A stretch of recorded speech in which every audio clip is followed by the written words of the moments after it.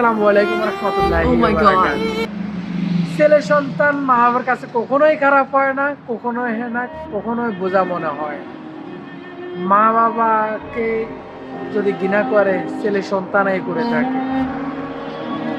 বয়স 40-50 যদি পার হয়ে যায় তখনও যদি আপনার মা বেঁচে থাকে ততক্ষণ পর্যন্ত আপনার মা আপনাকে ডাকবে নাম ধরে।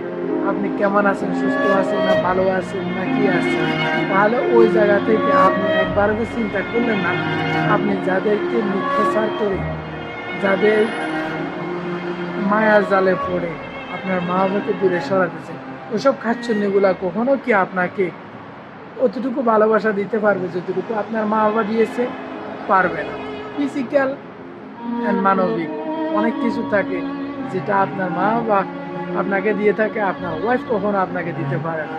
ও খাচ্ছন্নি